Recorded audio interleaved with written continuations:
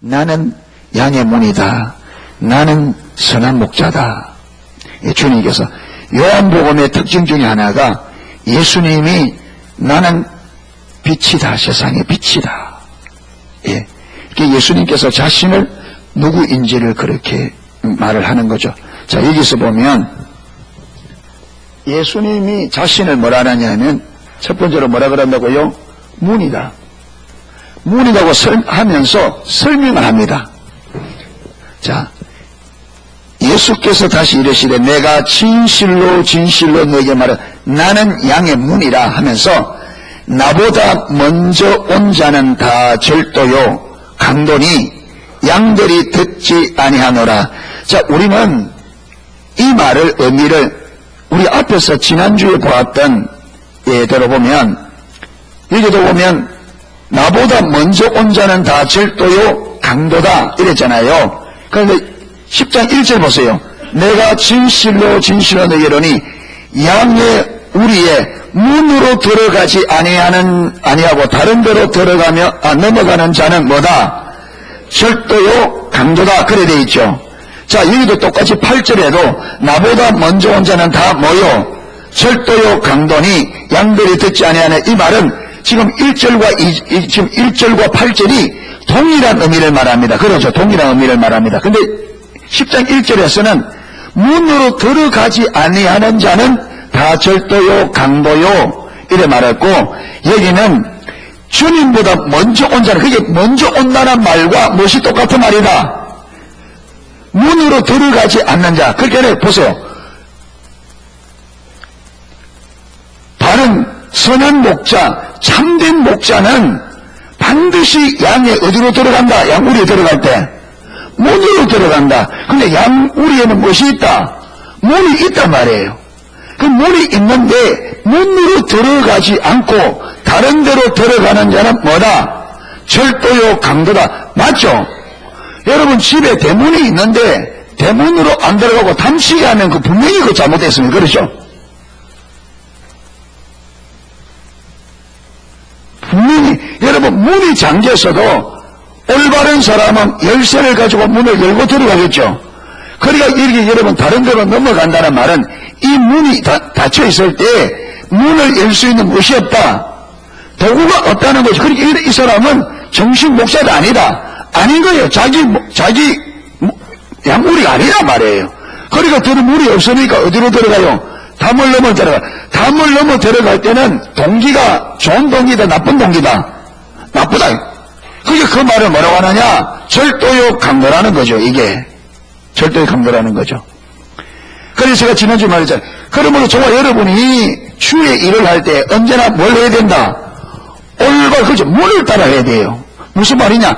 들어가는 길을 따라 들어가야 되고 나오는 길을 따라 나와야 되지, 문이 잠겼다고 해서 나오면 안 된다. 여러분, 문이 잠겨 있는데 넘어 들어갈 때는 동기가 어떻다? 잘못된 거란 말이에요.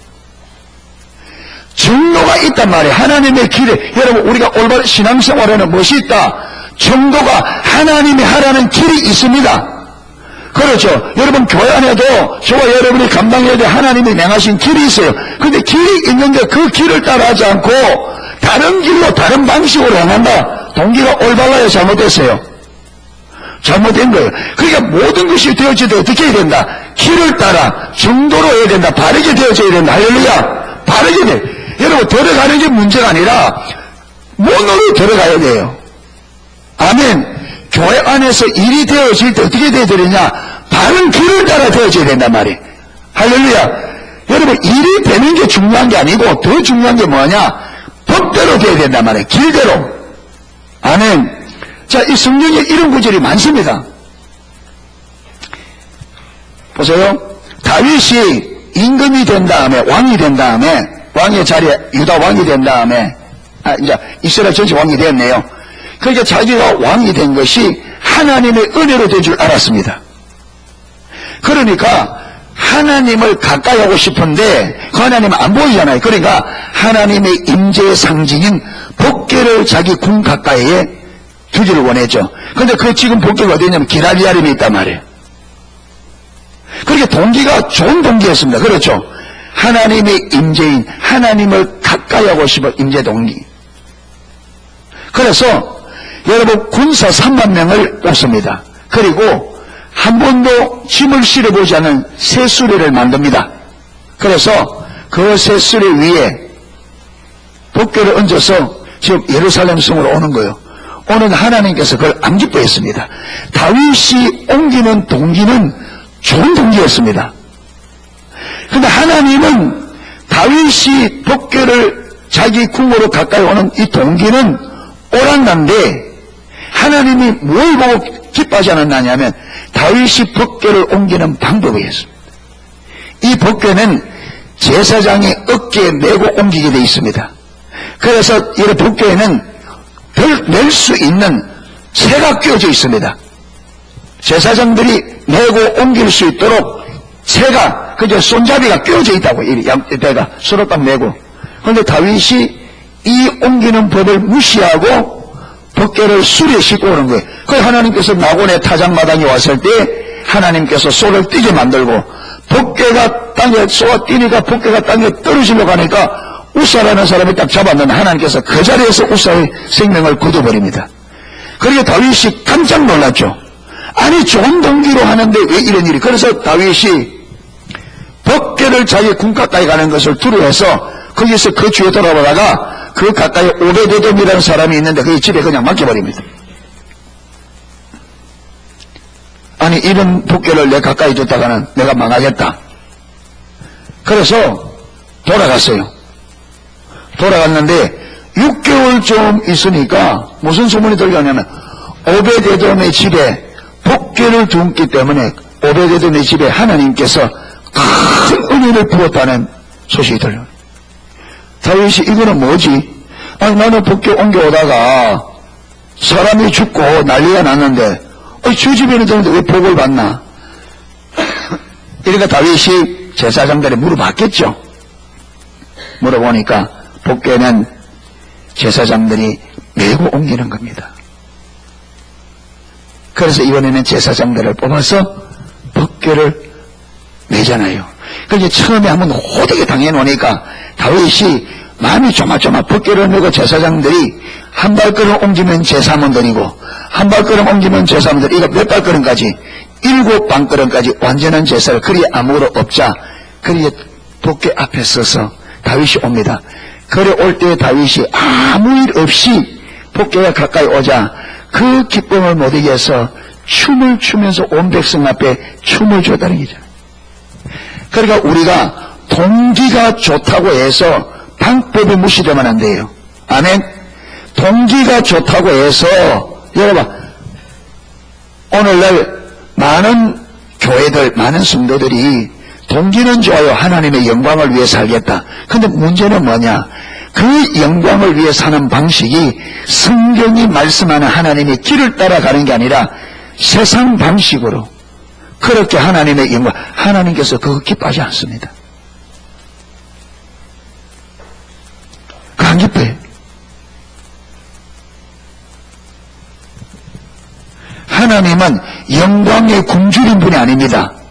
법을 어기면서까지 여러분 방식을 어기면서까지 하나님 영광 받기를 원치 않아요. 아멘.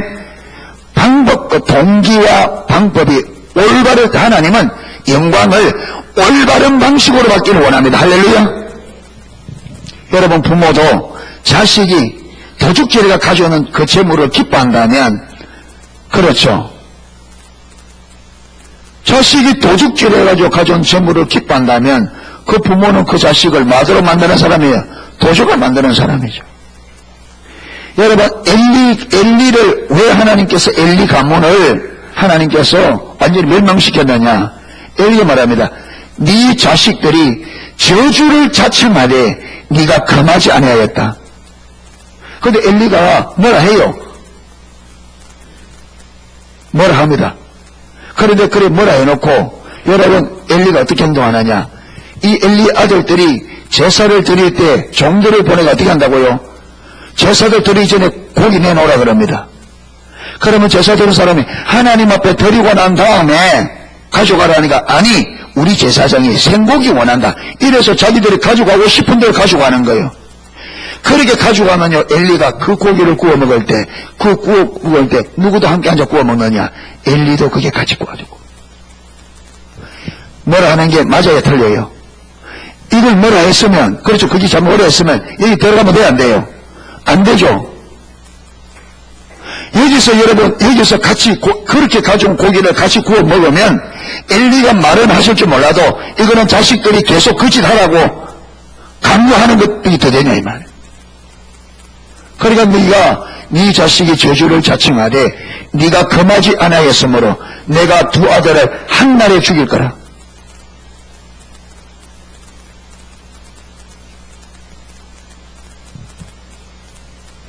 우리가 성경을 보고 하나님이 뭘 원하는지 여러분, 우리는 자녀들에게 또 가족들에게 여러분 잘못하면 잘못했다 해놓고 일 끝이에요.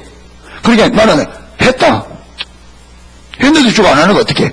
근데 하나님은 그걸 하는 것을 안 한단 말이에요. 여러분 성경 보면 엘리가 분명히 그러지 마라. 그들이 제사를 짓밟고 그 성막에 수종되는 예인들과 동심하는 소문이 들었을 때 자식들을 불러놓고 너 그러지 마라. 너희 소문이 좋지 않다. 사람이 사람에게 죄를 지으면 하나님이 보시고 있거니와 우리가 하나님 앞에 죄를 지으면 누가 우리를 왜 중보해 주겠냐. 그러지 마라. 뭐라 했어요. 근데 자식들이 안 들었어요. 안 들으니까 엘리가 안 듣는 걸 어떻게? 그걸 그만둔 거죠. 근데 하나님은 그걸 뭐라 했다고 말하지 않습니다. 금했다고 말하지 않습니다. 네 자식이 저주를 자청하되 네가 금하지 않았다고. 안 금했다 그래요. 그래 여기서 보면요, 하나님이 금하는 걸 어떻게 한다고요? 이 자식들이 돌릴 때까지 많은 거, 자기의 모든 것을 다 동원해서 자식들이 잘못하는 것을 올바르게 고치기 위해서 자기가 할 수 있는 것은 다 해야 된단 말이에요. 아멘. 그러니까 여러분 이걸 딱 보면서 무엇이 보이느냐면 제가 어떻게 해야 되는지 보이더라고. 제가 목회자가 성도들에게, 여러분 성도들도 목회자가 마찬가지죠. 여러분이 볼 때 제가 목사로서 하지 못할 일을 한다 그러면 여러분 금해야 됩니다. 뭐 할 때까지 내가 돌이키도록 여러분이 할 수 있는 것을 다해서, 그것도 어떻게 불법을 해가면 안 되죠. 성경의 길을 따라서 여러분이 할 수 있는 것, 성경이 말한 것을 다 동원해서. 그래서 성경에도 보면요, 성경에 보면 어떤 사람이 죄를 범하면 한 사람이 가서 그와 1대1로 이야기해라. 그래도 안 들으면 두세 사람이 가서 이야기해라. 그래도 안 들으면 교회 이야기하고, 교회 말도 안 들으면 어떻게 하라? 이방인처럼 취급해라. 그게 무슨 말이냐? 이게 세 번이라면 딱 세 번만 하라 이 말이 아니고, 교회가 할 수 있는 것을 말아. 다 알아. 돌이켰어. 그러니까 여러분이 하나님의 길로 가지 않을 때, 저는 제가 할 수 있는 것을, 당연히 성경의 법을 따라 제가 할 수 있는 것을 다 해야 된다면, 그래야 하나님께서 했다, 네가 했다, 그렇게 하는 거죠.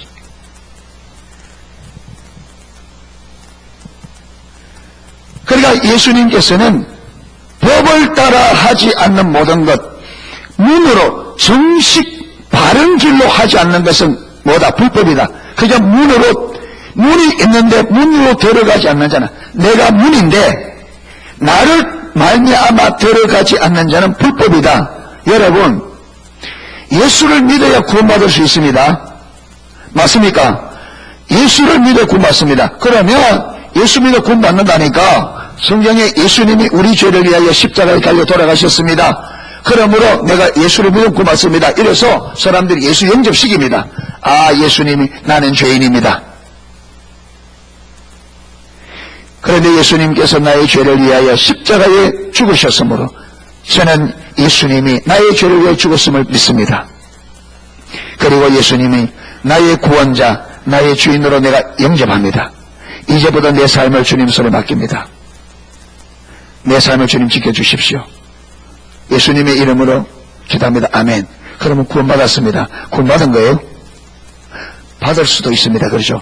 어떨 때 이렇게 고백할 때 성령께서 눈을 여서 계시하셔서 정말로 2000년 전에 돌아가신 그 예수님께서 나의 죄를 위하여 죽으셨음을 성령께서 깨닫게 주심으로 실제로 그분을 알고 그렇게 믿고 그분을 나의 실제적인 구원자로 나의 주인으로 받아들이면 구원받아요. 그런데 이게 여러분 조명되지 않고 그저 이론과 지식을 따라하면 구원 못 받습니다. 그래가지고는 여러분 구원은 이론 믿는다고 받는 게 아닙니다. 기독교는 무슨 종교? 계시의 종교. 반드시 올바른 바르게 알고 바르게 믿으려면 하나님께서 우리에게 계시해 주셔야 돼요. 계시해 주셔야 돼요. 성경은 명백하게 말합니다. 고린도후서 4장에 보면 사도 바울이 복음을 전할 때 성령께 지혜와 계시의 성령께 말하기를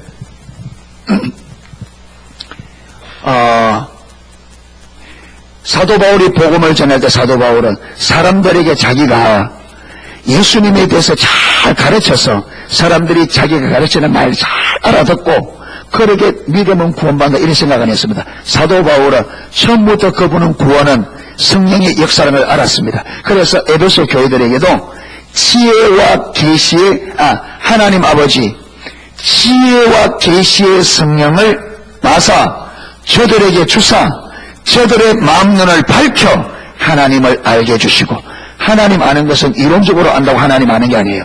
성령께서 우리에게 계시의 영으로 오셔서 내 안에 내가 예수 믿을 때 내 안에 내주하신 성령께서 하나님의 진리 하나님을 예수님을 여러분 알게 해주셔야 돼요. 아멘.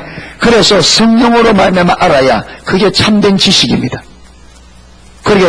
그렇게 예수님을 성령의 조명으로 알고 그렇게 믿고 그렇게 받아들여야 구원이 이루어집니다. 이게 성경이 말하는 정로예요. 아멘. 구원의 길입니다. 할렐루야. 그런데 여러분 이걸 제쳐놓고 교회를 그러면 10년 다녔다. 구원받아요? 못 받아요? 이거 제쳐놓고 10년 다니고 구원받아요? 못 받아요? 못 받습니다. 그거는 길이 아니에요. 그런데 여러분 그래서 구원받는다고 하면 그거는 강도요 절도입니다. 강도의 절도입니다. 네. 그러니까 주님은 반드시 내가 문이다. 나로 말미암아 들어가고 나오지 않는 자는 다 뭐다? 강도요 절도다. 강도요 절도다.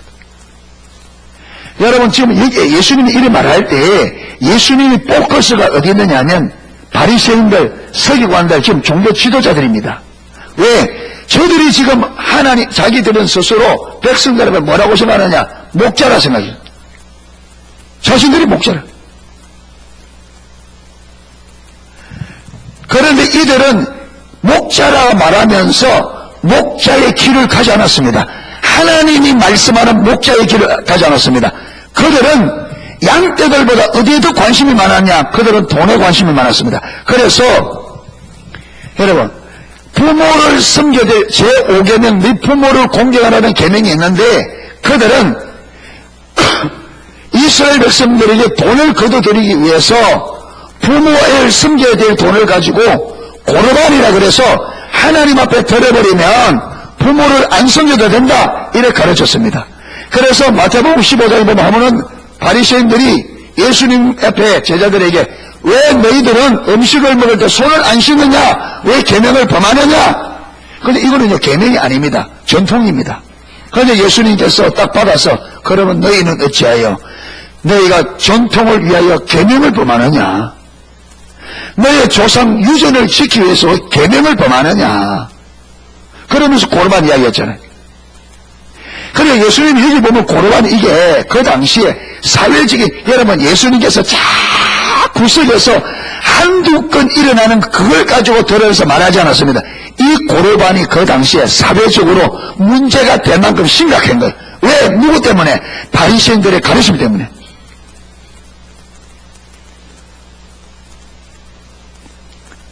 여러분 그들은 뭐라고 말하느냐? 성전에 대하여 맹세하면 안 지켜져야 된다. 그런데 성전에 발라놓은 금으로 맹세하면 드려야 된다. 제단으로 맹세하면 안 들어도 된다. 근데 제단에 제물로 맹세하면 드려야 된다. 여러분, 그들은 어찌하든지 없느냐. 그들에게 실제적인 유익을, 실제적인 여러분 재물을 거둬들이기 위해서 온갖 교만 방법을 갖습니다. 그렇게 가르치면 백성들이 망하는데, 그렇잖아요. 그렇게 가르친 백성들이 망하는데, 근데 그들은 자기들의 유익을, 그러니까 마태복음 23장 13절에 너희는 천국 문을 닫고 너희도 들어가지 않고 들어가려고 하는 사람들도 못 들어가게 하는도다. 더 심각한 것은 너희가 교인 하나를 얻기 위하여 바다와 육지를 두루더라. 한 교인 하나를 얻으면 너희보다 배나 지옥자식으로 만들어 버린다. 이렇게 심각했습니다. 왜 그러냐? 그들은 하나님의 길을 따라가지 않았습니다. 무엇 때문에? 그들은 절도요 강도였습니다. 그들은 여러분 예수님께서 성전에 들어가서 비둘기 파는 거 다 엎으면서 한 말이 내 집은 만민이 기도하는 집이거늘 너희가 강도의 구렬로 만들어뒀도다. 강도들이 밖에 나가서 강조되고 들어와서 많은 거 구렬은 와서 그 강도짓 한 것을 그들끼리 나누는, 그리고 다음에는 또 어떻게 어디 가서 강도짓을 해서 우리가 그렇게 인훈하라고 탈취한 강도짓한 물건들을 거기서 나누고 거기서 그들이 힘을 얻고 다음에 강도짓을 위하여 또 계획을 짜는 성전이 그래 됐단 말이에요. 누가 그렇게 만들었어요? 서기관 바리새인 종교 지도자들이. 그러니까 그들이 백성의 지도자라고 하면서 백성의 목자라고 하면서 그들이 하는 일은 경로를 가는 것이 아니라 잘 담을 띄워놓고 넘어서 문으로 들어가는 게 아닙니다.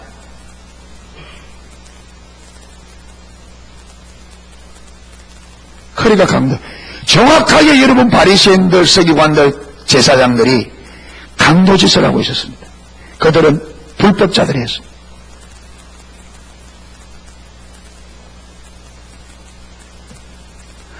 그래서 저와 여러분이 우리가 신앙생활을 할 때에 하나님이 뭐라고 말한지에 귀를 기울여야 됩니다. 아멘.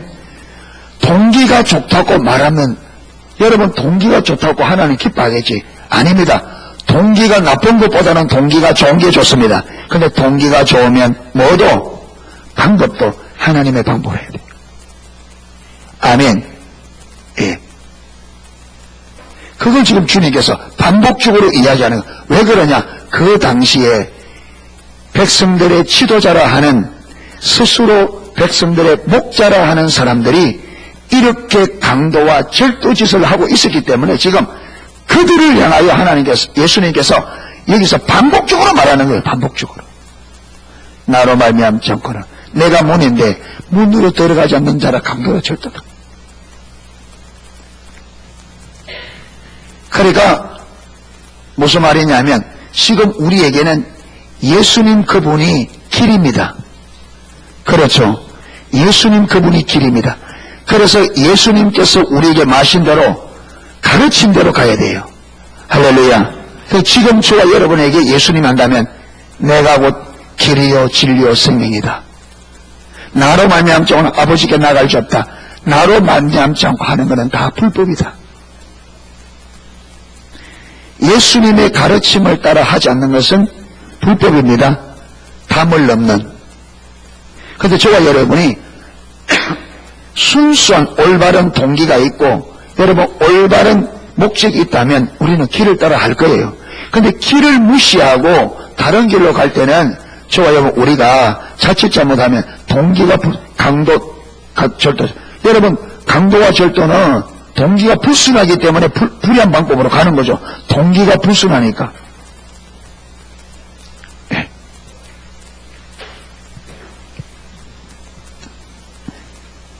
그러면서 9절에 보세요.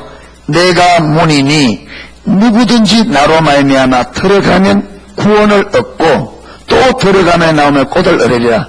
여러분 예수님이 문이고 예수님이 길이기 때문에 예수님의 길을 따라가는 사람은 못 얻고 구원도 얻고 또 뭘 얻는다? 꼴을 얻는다. 무슨 말이야? 산다는 말이죠.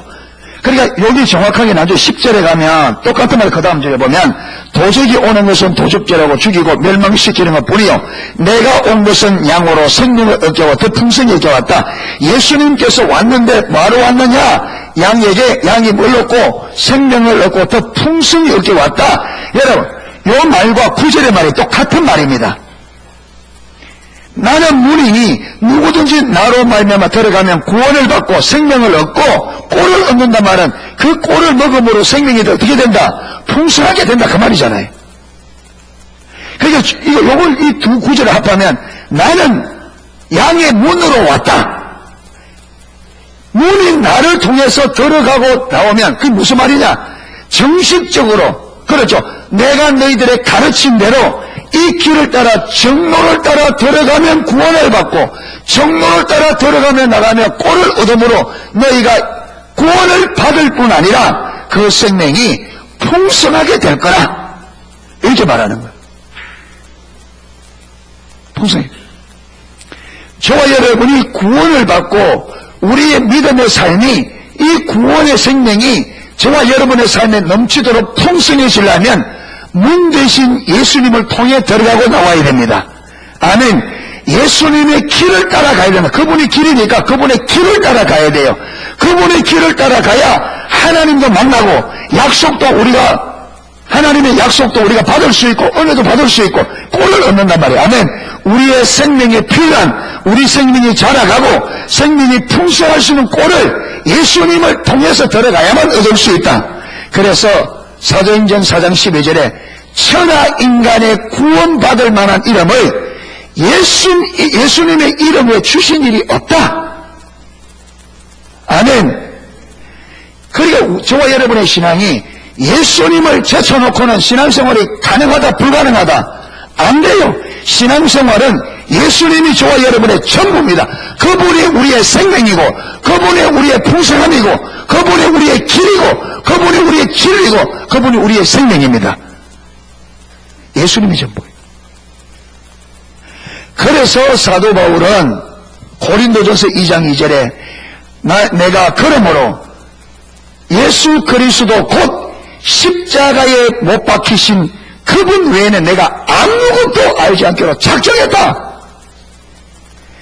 예수님이 사도 바울이 성령으로 눈이 열려 주님을 바라보니까 하나님을 보니까 하나님의 계시로 예수님이 하나님의 백성들 하나님을 믿는 모든 자들에게 예수님이 전부인 것을 본 거예요. 아멘.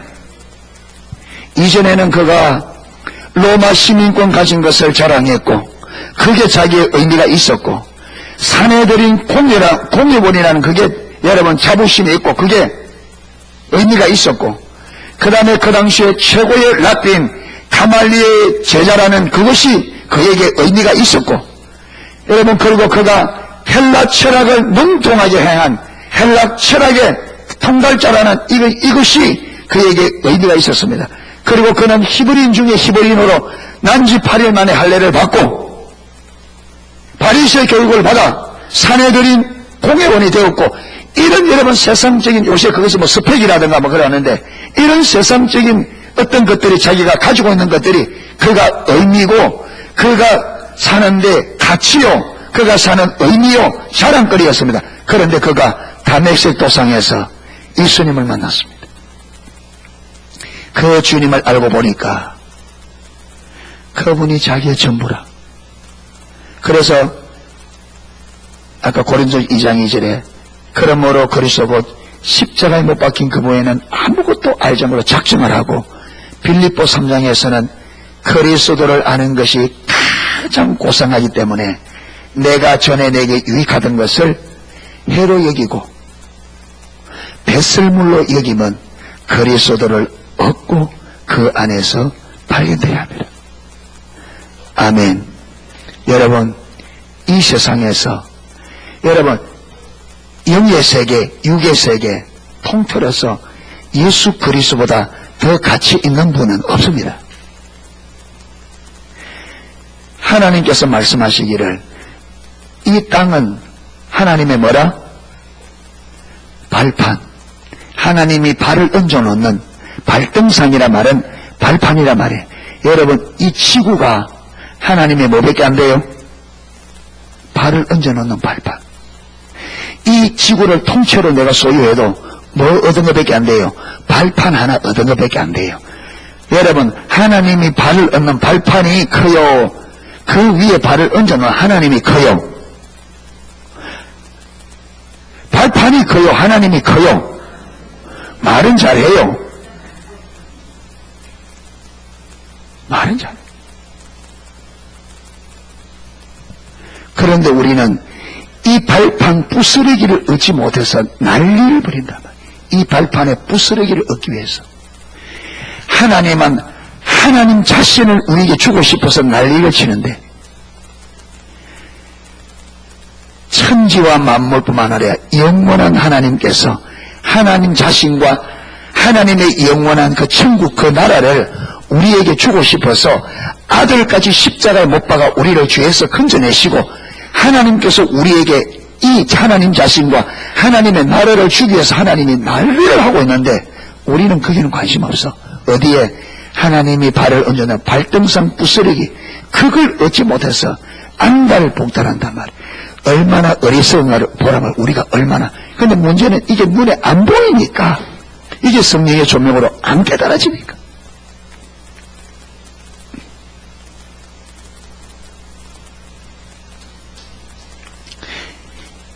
이런 주님인데 왜 그 주님을 위하여 기꺼이 내가 희생 못하나? 그 주님을 얻기 위해서 왜 기꺼이 내가 손해볼 줄 모르나? 그게 시간이든, 그게 돈이든, 그게 명예든, 그게 뭐 어떤 것이든.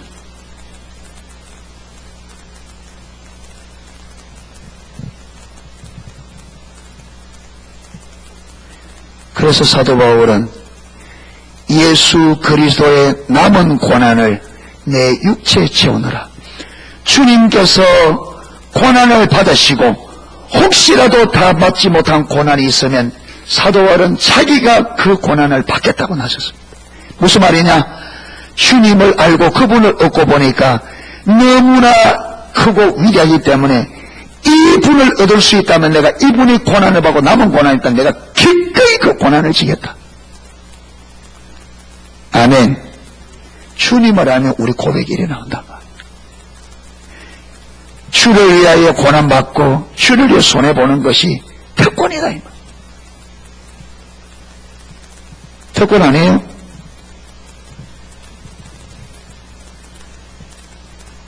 문재인 대통령 하루는 전화가 와서 아무개시 농소교회 아무 집사님, 나하고 일주일만 지금 밤샘 작업해야 되는데 나하고 일주일만 좀 하자고. 그러면 아니요, 나 바쁩니다. 그래서 있어요.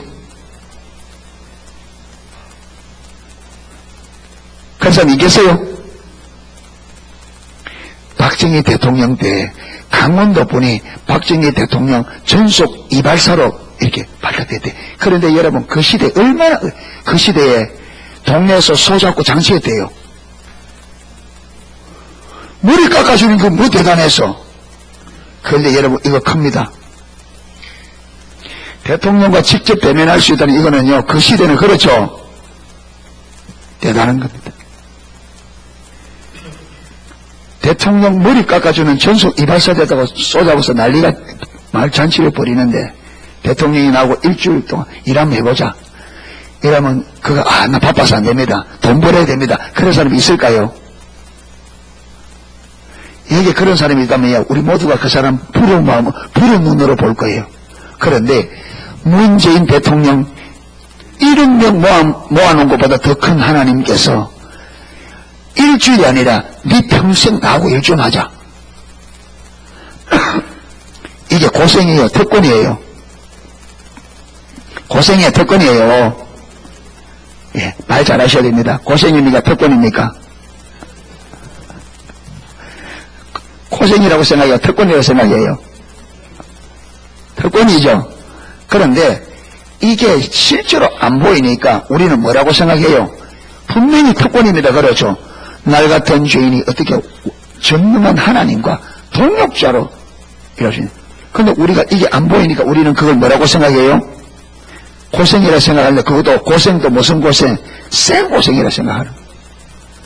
그러니까 될 수 있으면 어떻게 하려고? 될 수 있으면 빠지려고, 될 수 있으면 청소하는 데도 빠지고, 될 수 있으면 밥하는 데도 빠지고, 될 수 있으면 어디 간 데도 빠지고, 될 수 있으면 빠지려고.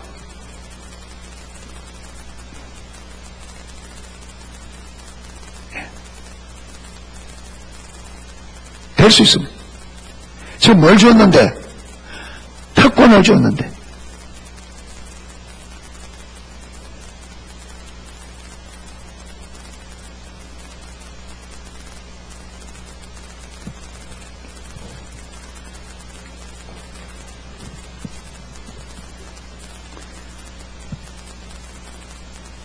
우리가 몰라서 그래요. 몰라서.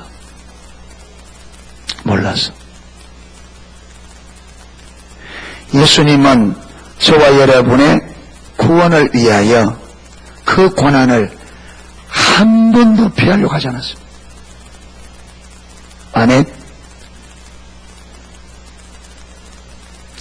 여러분 십자가를 지는데도 예수님이 하나님의 아들이시지만 완전히 육신을 가지고 져야 되기 때문에 예수님은 그것을 개인적으로 여러분 피하고 싶었는데 언제나 그러느냐? 아버지 내 원대로 마옵시고 누구 원대로? 아버지 원대로. 아버지. 저와 여러분들도 좀 하나님 내 원대로 말고 아버지 원대로 좀 살 수 있도록 이렇게 주님 앞에 좀 열망했으면 좋겠습니다.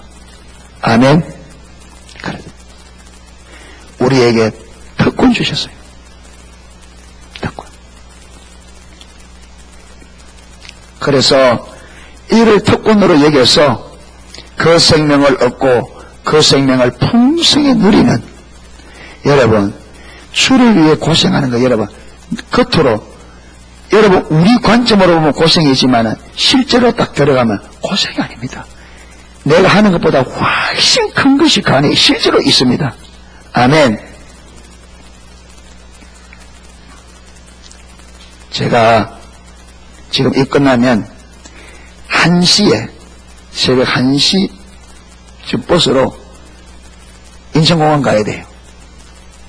지금. 예. 내일 10시 30분 비행기인데 그거 안 타면 할 수가 없어. 예. 저는 이걸요 고생으로 안 여깁니다.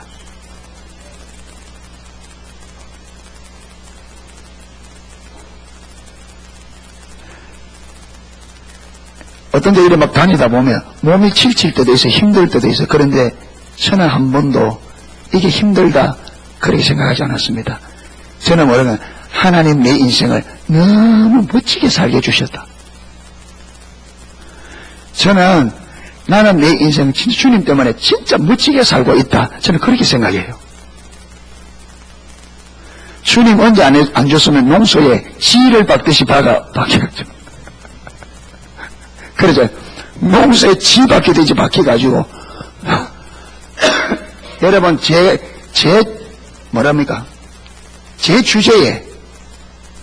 주제에 무슨 다 주님이 주신 은혜, 그게 하나님의 은혜가 귀해서 저는 조금만 반응했는데 하나님께서 조금 반응한 그걸 귀히 여기셔서 여기도 전하게 해주시고 저기도 전하게 해주시고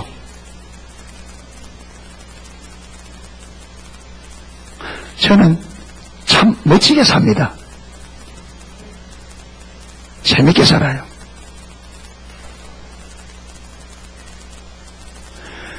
왜 여러분 이게 제가 특별해서 나는 이게 아니라 주님이 내게 주신 은혜가 너무 크단 말이에요. 그러니까 은혜가 너무 크니까 내가 주님 앞에 하는 게 아무리 많이 해도 주님이 내게 주신 은혜에 비하면 이게 너무 보잘것없어요. 여러분 영원하신 생명이신 영원한 생명을 우리를 위해 십자가 내준다. 우리는 가만히 있어도 어떻게 돼요? 죽어요. 어차피 여러분 저와 여러분의 생명을 주님 앞에 내줘도 우리 생명은 아무것도 안 해요. 왜? 가만 놔둬도 죽을 생명이에요. 그러니까 조금 일찍이 죽는다는 얘기가, 하나님 앞에 지금 내 생명을 드리면 조금 일찍이 죽는다는 것 외에 아무 어디가 없어요. 어차피 우리는 육신은 끝이 납니다. 그러니까 내 생명을 주님 앞에 딱 내어놓아도 이게 주님 앞에 별 가치 있는 게 아니라, 왜? 누가 어차피 죽은데.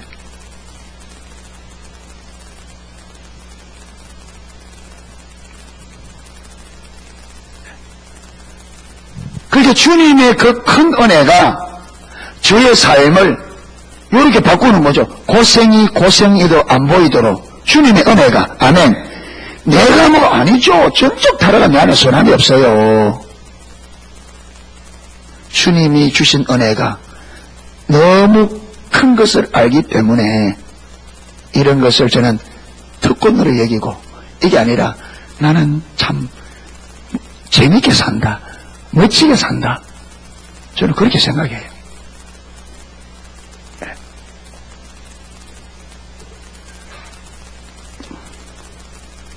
자, 10절. 도적이 오는 것은 뭐하고? 도적질하고, 이 도적이 어떻게 들어오는 사람이라고요? 문으로 들어오지 않고 다른 데로 들어오는. 그러니까 문으로 들어오지 않고 다른 문을 통하지 않고 담을 넘어서 불법적으로 들어오는 사람은 뭐다? 도적이 그렇게 온다. 그렇게 들어오는 사람은 마귀에 온다. 죽이고 도적질하고 죽이고 멸망시키고 들어온다. 그러면 나는 뭐다? 내가 온 것은 양으로 생명을 얻게 하고 더 풍성히 얻게 하려는 것이라. 나는 선한 목자라. 선한 목자는 뭘 위하여? 양들을 위하여 목숨을 버리고. 자, 여기도 지금 예수님과 누구를 비유하느냐 하면 도적을 비유하죠. 그렇죠? 도적. 예수님과 도적. 예. 예수님은 선한 목자이기 때문에 어디로 들어간다? 문으로 들어간다. 그렇죠? 근데 도적은 어디로 들어간다? 문으로 들어가지 않는다. 그렇기 때문에 도적이고 강동의. 이들이 오는 목적이 뭐라고요? 도적질하고 죽이고 멸망시키러 온다. 그러면 예수님께서 또 자신을 뭐라고 말하느냐 하면, 뭐라고 말하는 두 번째로 하면 뭐라고요? 선한 목자. 그렇죠? 자, 선한 목자는 양을 위하여 뭐한다? 목숨을 버린다. 그러면서 이 이들을 또 뭐라고 표현하느냐면, 뭐라고 표현합니까? 사꾼. 그렇죠? 사꾼. 여러분, 이 사꾼은 나쁜 말이 아니에요. 사꾼이란 말은 삭을 받고 일하는 사람. 다른 말로 하면 주인하고 계약을 맺고 하루에 얼마, 한 달에 얼마, 1년에 얼마, 이렇게 하는 사람들이 삭을 받고 일하는. 그런데 이 사꾼은 이리가 오면 어떻게 한다? 양을 버리고 만다. 도망간다. 왜 도망가요? 내 양이 아니에요. 그렇죠. 이 양, 나는 뭘 받고 이래요? 삭을 받고요. 그러니까 여러분, 이리 때 오면 괜히 양 지키러 가다가 자기 죽으면 의미가 없잖아요. 그러니까 도망가고 삭 안 받으면 돼. 그러잖아요. 그러니까 내 양떼가 내 소유가 아니기 때문에 자기 모든 것으로 뭐예요? 안 돌봐요. 안 돌봐요. 그런데 예수님은 왜 양들의 목숨을 거느냐면, 이 양은 누구 양이기 때문에? 내 양이기 때문에. 여러분, 구약에는 거짓 선지자가 나오고 신약에는 거짓 교사들, 거짓 사도들이 나옵니다. 여러분, 왜 그들이 거짓을 안 하냐? 여러분, 이 지금 구약의 거짓 선지자들은 백성들이 지금 하나님을 떠나서 상태가 어떻다고요? 하나님의 심판이 코앞에 와 있는데 이걸 모르고 그저 백성들로부터 뭘 하기 위해서, 인기를 얻기 위해서 백성들에게 지금 이들이 하나님을 떠나서 하나님께서 그들의 징계를 내려왔는데 그들은 뭐라고 하셨느냐? 평안할 거라, 평안할 거라, 평안할 거라. 양떼에 대해서 책임을 져야 안 져요? 양들 관심이 없습니다. 뭐만 관심이 있어요? 그 양떼들보다 얻을 이익만 챙겨요. 그러니까 그들이 죽든지 살든지 여러분 그들에게 이들에게 필요한 말을 주는 것이 아니라 그들이 원하는 말을 주고 양들이야 죽든지는 신경 안 씁니다. 왜? 자기 양이 아니니까. 그런데 하나님이 보낸 선지자들은 달랐습니다. 그들은 백성들이 때로는 돌로 쳐도 그들은 하나님의 말씀을 그들이 보냈습니다. 왜? 자기 양떼니까. 아멘.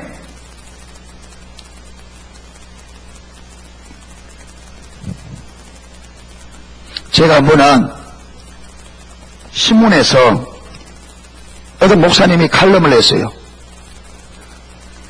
여러분 우리 고신교단에서 훌륭하다고 하는 목사님이에요. 근데 그 목사님이 칼럼을 했는데 어떻게 냈느냐. 자기는 설교를 길게 하는 목사님들을 이해할 수 없다. 설교를 길게 하면 성도들이 다 싫어하는데 왜 설교를 길게 하느냐. 그리고 설교를 길게 하면 다른 게 초점도 못 받는다.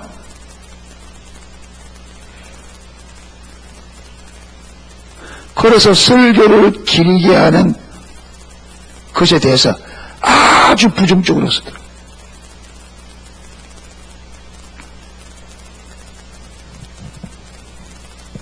왜 이렇게 벌어지느냐. 여러분 그분은 양무리들이 자기 양무리를 안 여기는 거예요. 무엇에 관심 없다고요? 성도들의 영혼에는 관심 없습니다. 뭐만 하면 돼요? 자기만 인정받으면 돼요. 이게 거짓 선지자입니다. 거짓 교사들이에요. 성도들이 원하니까 지금 성도들이 여러분 야들은 밥 먹을래 과자 먹을래 이러면 야들은 뭐 먹으려고 그래요? 그런데 야들이 과자 원한다고 아침에도 과자, 점심때도 과자, 그 다음날도 과자, 그 다음날도 과자 그래줄 부모 있어요 없어요? 그래줄 부모 있어요 없어요? 그러면 옆에 있는 사람이 아니 애들 그 과자 먹고 자꾸 먹어가지고 그게 몸에 뭐 좋다고. 아 애들이 원해. 여러분 그 계모 아니면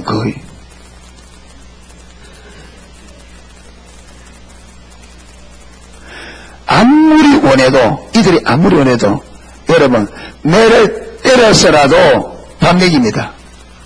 그래 안 그래요? 계속 과자를 달라 하면 매를 때려서라도 왜 그렇습니까? 내 자식이기 때문에 그렇습니다. 왜? 이 애들에게 뭘 먹여야 이 애들이 건강한지를 엄마는 알아요. 그런데 이 애들은 왜 그걸 원해요? 이 애들은 그걸 모릅니다. 이 둘 중에 어느 게 내 몸에 유익한지. 그런데 오늘 시원이가 뭘 먹어야 몸이 건강해진다고? 콩나물을 먹어야 몸이 건강해진다. 아니다. 반찬을 맛을 보고 먹나 건강을 위해 먹어야지. 오늘 먹는 옆에 앉아가지고 반찬을 맛으로 먹나 건강을 위해 먹어야지. 입은 야무져. 여러분 우리가 영적 눈이 가려지면 진짜로 내 영혼에 무엇이 필요한 줄을 몰라요. 그래서 뭘 원해요? 내가 원하는 것을 원해요. 그런데 하나님은 우리에게 우리가 원하는 걸 주지 않습니다. 하나님은 뭘 원하는 준다고요? 우리에게 필요한 것을 줘요. 선한 목자는 양떼를 위하여 목숨을 버립니다. 왜? 내 양이기 때문에.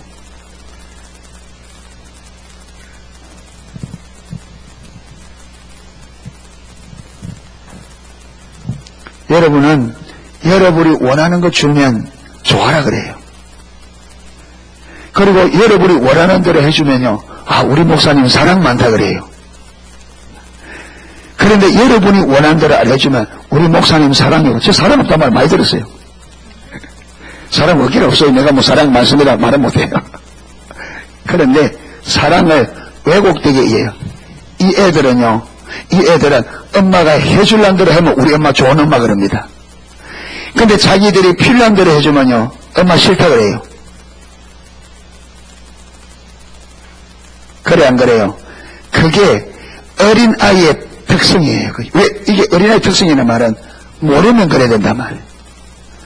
우리도 내 영혼에 무엇이 필요한지를 모르면 내가 원하는 것을 원해요. 그런데 하나님은 우리가 원하는 것을 주지 않는다 그랬습니다. 뭘 주신다고요? 우리에게 필요한 것을 주셔요.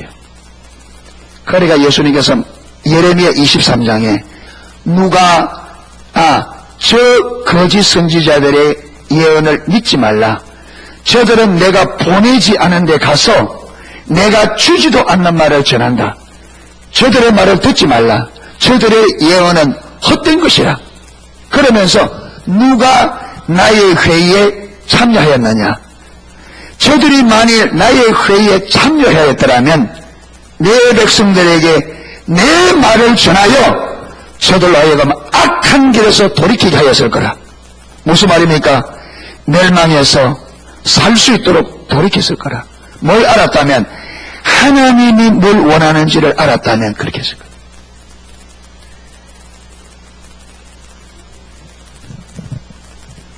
여러분에게 여러분 근거도 없는 축복, 근거도 없는 평안, 근거도 없이 잘 된다고 하는 거 듣기는 좋아요. 그런데 그게 독약이 될 수 있습니다. 여러분 지금 이 시대는 하나님과의 올바른 관계 안에 있는 시대가 아니라 이 시대는 하나님을 버린 시대입니다. 여러분 이대로 계속하면 교회는 망합니다. 그렇기 때문에 저와 여러분이 삶을 돌이켜야 됩니다. 그러니까 저 하나님이 똑같이 누가 거리를 할 수 있느냐? 하나님의 회의에 참여한 사람. 무슨 말이냐? 이 회의라는 말은 하나님과 비밀 회의, 이걸 우리 다른 말로 하나님과 친밀한 관계를 말합니다. 하나님과 친밀한 관계 안에서 이 시대에 지금 하나님의 백성들이 영적 상태가 어떤 것인지를 보고 하나님께서 저들에게 어떤 메시지를 주기를 원하는지를 알아 그 메시지를 전해서 그 메시지대로 돌이키기를 원하는, 지금 그게 필요한 시대입니다. 그러나 저와 여러분이 이 시대를 알고 우리가 평안의 메시지를 듣기 원하면 안 됩니다. 지금은 채찍 같은 메시지를 들어야 됩니다. 아멘. 우리의 삶을 조정하고 하나님께 무관심하고 하나님의 뜻에 무관심하고, 여러분 하나님이 이 시대 하나님의 비전에 무관심한 저와 여러분들을 하나님의 비전에 관심을 갖도록 채찍을 때려서라도 하나님의 비전에 하나님의 뜻에 관심을 갖도록 만들 수 있는 그런 메시지가 필요한 시대단 말이에요. 그런 시대. 우리가 그 메시지를 들으려야 돼요. 그래야 메시지가 귀에 들립니다. 그래야 계시 은혜가 부어집니다. 아멘. 예. 시대를 잘 분별하셔야 됩니다. 시대를 볼 줄 알아야 돼요. 여러분 바리새인들은, 서기관들은 백성의 지도자로 하면서 그들은 청지는 읽을 줄 알았습니다. 아침에 날이 붉으면 오늘 비가 올 거라, 저녁에 어떻게 되면 어떻게 되기라. 그런데 그들은 시대의 표적을 전혀 몰라서, 그러니까 예수님께 나와서 당신이 메시아인 것을 우리 표적을 보여주사니까 너희가 청기는 날씨는 분별할 줄 알면서 어찌하여 시대의 표적은 알지 못하느냐. 여러분 이래 돼버리면 지금 이 시대의 하나님이 무슨 일을 하려고 하는지, 이 시대 하나님의 비전을 놓쳐버리면 우리는 어떻게 되느냐. 목적을 잃어버린 저 바다 위에서 목표를 잃어버리고 그냥 물결 따라 흘러가는 배와 같이 되어버립니다. 배와 같이.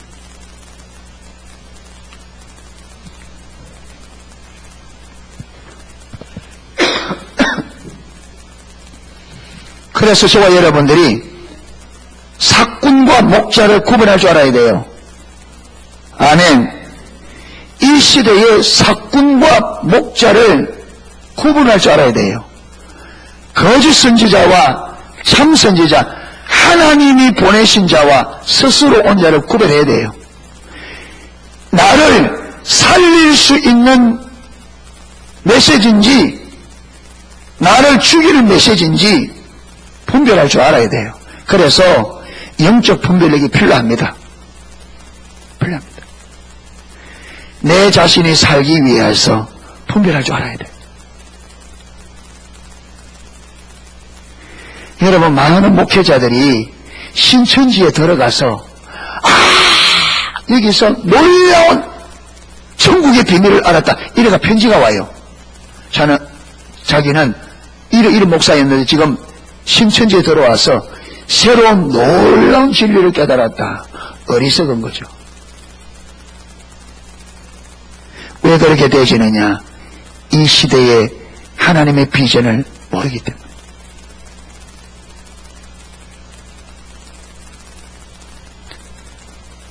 여러분, 육신의 실패는 70년, 80년입니다. 그렇죠? 육신의. 그런데 내 영의 실패는 어떻게 된다고요? 영원합니다. 육신이 실패하는 건 아무것도 아니에요. 여러분, 육신이 좀 가난하고 못 사는 것은 아무것도 아닙니다. 내 영혼이 가난해지면 영혼이 가난합니다. 그래서 누가복음 13장 거기 보면 어리석은 부자가 나오잖아요. 한 부자가 있는데 큰 창고에 여러분 곡식이 가득한데 그의 소출도 많아서 고민하다가 내가 이렇게 하리라. 창고를, 더 큰 창고를 지어서 그게 내 물건을 사놓으리라.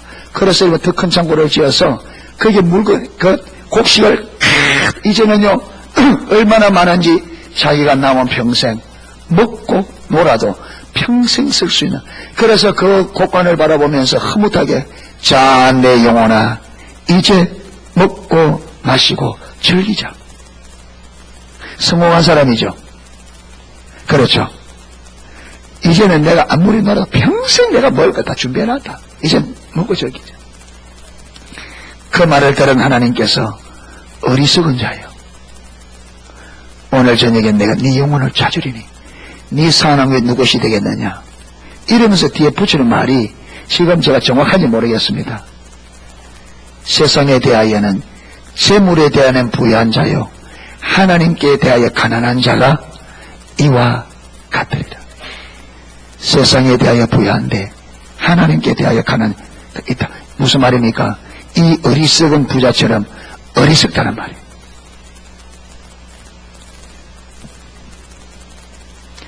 영혼이 부유하기를 축복합니다. 둘 다 부유하면 참 좋겠죠. 둘 다. 그런데 둘 중에 하나라면 우리는 뭘 선택할 줄 알아야 된다? 영혼의 부유를. 아멘. 라오디게아 교회는 육신적으로 부유했습니다. 그래서 우리는 부자라 부유하여 부족함이 없다. 그런데 하나님은 뭐라느냐? 너희가 가련한 것과 가난한 것과 공고한 것과 눈먼 것과 헐벗은 것을, 벌거벗은 것을 너희가 알지 못하는도다. 무슨 말이에요? 너희가 육신은 부하는 것을 아는데 너희들의 영혼이 얼마나 가난한지는 너희가 알지 못하는도다.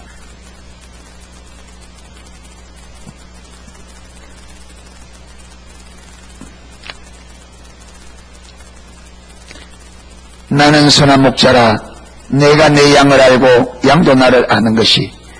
예수님은 자기 양떼를 안다 모른다? 압니다. 예수님은 자기 양떼를 정확하게 압니다. 여러분, 바리새인들은 하나님의 양떼라 그러는데 예수님은 아니다 그랬습니다. 너희는 마귀의 자식이라 그랬습니다. 하나님은 자기 양떼를 정확하게 합니다. 나는 나를 몰라도 하나님은 나를 정확하게 합니다. 그리고 하나님의 양은 하나님을 안다 그랬습니다. 예수님도 나를 알고 내가 하나님의 양이라면 예수님이 내가 하나님의 양인 것을 알고 내가 예수님이 나의 목자라는 것을 알아요.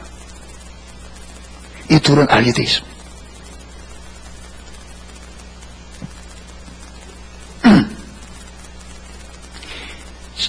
여러분, 우리가 나는 하나님의 양이라는 확신이 있어요?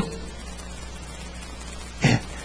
나는 하나님의 양이라는 확증을 가지고 있느냐?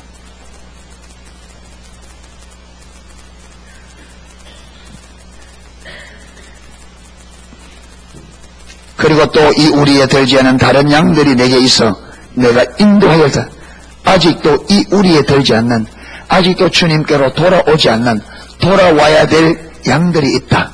그들도 돌아와서 지금 있는 이스라엘 백성과 함께 하나님의 우리에 있어야 된다. 여러분, 우리가 이걸 알아야 됩니다. 하나님께서 농소교회에 은혜 주는 것은 우리 때문에 우리만을 위해서 주는 것이 아니라 아직도 돌아오지 않는 양무리들을 위해서 은혜를 베푸는 겁니다. 아멘. 하나님께서 아브라함에게 은혜를 부어서 믿음의 조상 삼은 것은 아브라함만을 위해서 주신 은혜가 아니었습니다. 아브라함을 통해서 한 민족을 세울, 이 민족 때문에 아브라함에게 은혜를 부었습니다. 그래서 아브라함의 믿음을 이어받아서 하나님 앞에 한 민족으로 선택된 백성이 누구예요? 이스라엘입니다. 그런데 여러분, 하나님께서 이스라엘에게 은혜를 부은 것은 이스라엘 자신들만을 위해서 준 것이 아니었습니다. 하나님께서 이스라엘을 선민으로 택하고 제사장 나라로 삼고 그들에게 말씀을 주시고 하나님께서 그들 하나님이 되어주신 것은 이 은혜는 이스라엘 백성들만을 위해서가 아니었습니다. 잃어버린 열방을 돌이키기 위해서, 열방을 위해서 이스라엘 백성들에게 은혜를 주었습니다. 그런데 이스라엘 백성들이요, 이걸 잃어버렸어요. 놓쳐버렸어요. 하나님께서 우리에게 이 은혜를 베푼 것은 이방인들을 위해서 주었다는 것을 놓쳐버렸습니다. 그를 놓쳐버리니까 어떤 일이 왔느냐면 이방인들을 하나님 앞에 버림받은 지옥의 땔감으로 생각했습니다. 저들은 이방인들을 개취급하고 이방인들과 담을 쌓아서 아예 교제를 끊어버렸습니다.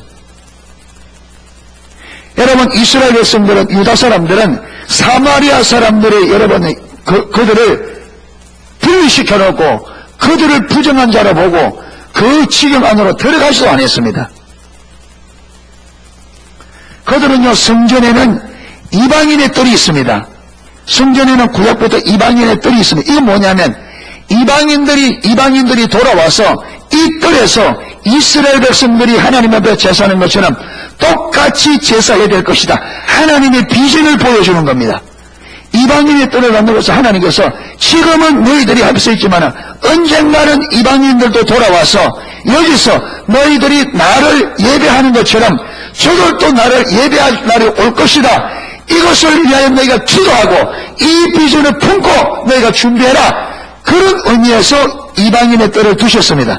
그런데 이스라엘 백성들이 이 하나님의 비전을 보지 못하니까 여러분, 그들이 소 팔고 짐승 파는 곳이 어딘지 아십니까? 이방인의 뜰입니다.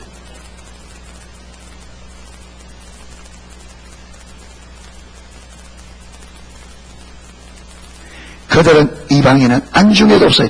그러니까 여러분 보세요. 그들을 선택하여 부른 것은 이방을 돌이키기 위해서 불렀는데 그들이 이방을 놓쳐버리니까 하나님께서 그들을 버릴 수밖에 없었어요. 하나님의 뜻이 안 이루어진다. 그리고 버리고 이스라엘 대신에 새 이스라엘을 세웠는데 그게 교회입니다. 아멘.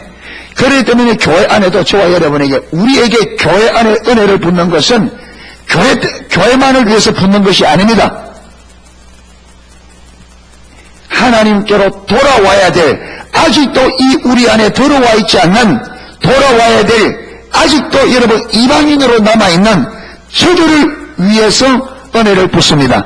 그렇기 때문에 저와 여러분은 농소교회와 저와 여러분은 반드시 저와 여러분의 가슴에 이방을 품어야 됩니다. 하나님의 뜻은 열방입니다. 아멘. 하나님의 뜻은 열방이에요. 그래서 언제나 우리의 마음은 열방에 있어야 됩니다. 여러분, 교회가 교회주의 되면 안 됩니다. 농소교회 이래서 우리 교회밖에 모르면 하나님 못 씁니다. 이스라엘 백성들이 왜 버림받았었느냐? 자기들밖에 몰랐습니다. 우리는 선민이다. 너희는 버림받은 백성, 너희는 이방인, 너희는 개와 같아, 너희는 지옥의 땔감이야. 이방을 향한 하나님의 뜻을 전혀 보지 못했습니다.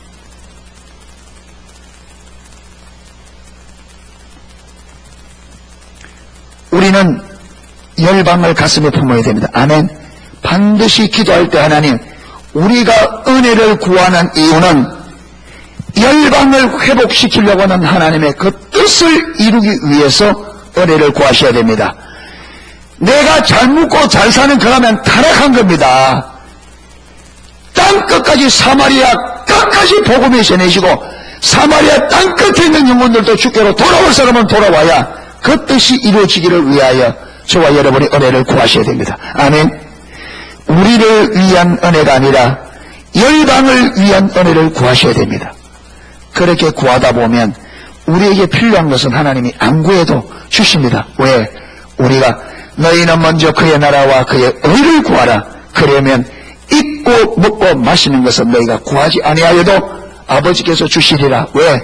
아버지께서 그것이 너희에게 있어야 될 줄을 이미 아시느니라.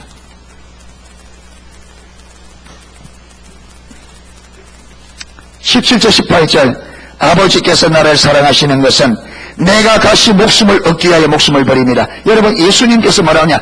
아버지께서 예수님을 사랑하는 것은 자기가 아버지의 뜻을 위하여 목숨을 버리기 때문에 사랑한다.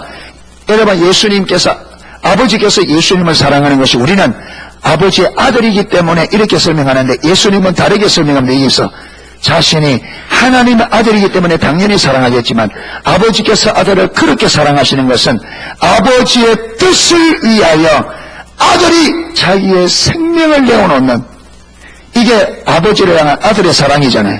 그렇죠? 아들이 아버지를 사랑하기 때문에 아버지께서 아들을 사랑한다는 거예요. 그냥 일방적으로 그냥 예수님이 아무것도 안 했는데 아버지께서 사랑하는 게 아니라, 아버지께서 자기를 사랑하는 것은 아들이 아버지의 뜻을 위하여 기꺼이 자기 생명을 내어놓는 이 사랑으로 말미암아 아버지께서 그렇게 사랑한다는 거예요. 이 말은 저와 여러분에게도, 우리가 하나님이 우리를 당연히 사랑합니다. 그런데 여러분, 우리가 하나님의 은혜를 알아 하나님을 사랑할 때에 하나님의 우리를 향한 사랑이 실제적이고 구체화되어집니다. 아멘. 보세요. 왜 아버지께서 아들을 사랑하느냐? 18절에 아버지께서 나를 사랑하신 내가 다시 목숨을 얻기 위하여 목숨을 버립니다. 누구를 위하여? 하나님의 뜻을 위하여 목숨을 버리는데, 18절, 이를 내게서 빼앗는 자가 있는 것이 아니라, 누가 내 목숨을 빼앗기 때문에 내가 마지못해서 억지로 내놓는 것이 아니다. 내가 스스로 버리노라. 내가 내 목숨을 스스로 버린다. 누구를 위하여? 아버지의 뜻을 위하여. 그러니까 여러분, 빌립보서 2장 5절에도 너희 안에 이 마음을 품어라. 곧 그리스도 예수의 마음이, 그는 하나님과 본체시나 하나님과 동등됨을 취할 것으로 여기지 아니하시고 스스로 자기를 비워, 이 말은 스스로 자기를 낮추어서 사람과 같이 되었고, 종과 같이 되었고, 사람의 모양으로 나타나서 자기를 낮추시고 죽기까지 복종하셨으니 곧 십자가에 죽으심이라. 아멘. 그러니까 예수님이 내 목숨을 누가 빼앗기 때문에 내놓는 것이 아니라 나는 스스로 내어놓는다. 누구를 위하여? 아버지의 뜻을 위하여. 나는 버릴 권세도 있고 다시 얻을 권세도 있으니 이 계명은 내 아버지께서 받아노라. 아버지께로부터 받은 이 계명을 이루기 위하여 예수님은 자기 스스로 누구를 위하여? 아버지의 계명, 아버지의 뜻을 이루기 위하여 자기 스스로 자기 생명을 내놓기 때문에 아버지를 사랑하셨다. 할렐루야.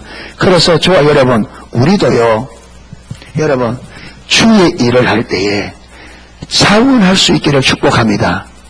아멘. 누가 해라 이게 아니라 아버지의 뜻을 보면 누가 하라 말라 안 해도 내가 스스로 자원하는, 이것이 하나님을 기쁘시게 합니다. 자원하셔야 돼.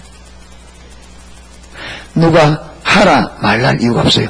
아버지의 뜻이 보이면 그 뜻에 차원하여 동참하는. 그래서 오늘은 이 내용 중에 많은 부분이 다루어졌습니다. 많은 부분이 다루어졌는데 아마 말씀을 듣는 가운데 각자에게 하나님이 주시는 말씀이 있었을 줄 압니다. 아멘. 예, 그 말씀을 딱 붙들고 여러분 오늘 하루 하나님께서 나에게 주신 말씀 붙잡고 이 한 주간 그 말씀 붙잡고 삶 속에서 말씀대로 살기 위하여 하나님의 은혜를 구하고 아멘. 또 우리가 의지로 노력을 하고 이래서 말씀과 삶이 동떨어지지 않도록 말씀이 삶으로 나타나도록 우리 삶을 그렇게 만들어가야 됩니다. 그게 진리의 성령이 오시면 우리를 어디 가운데로 진리 가운데로 인다이 말은 진리가 우리 삶이 되도록 이끈다는 말이에요. 성령 하나님은 우리를 진리 가운데로 이끈다는 말은 진리가 삶이 되도록 다른 말로 하면 진리를 따라 살도록 우리 삶을 이끄신다는 말이에요. 왜? 그분은 진리의 영이기 때문에. 그래서 이번 한 주간도 진리의 성령의 인도를 따라 진리를 따라 한 주간 살고 승리하는 저와 여러분 되었으면 좋겠습니다.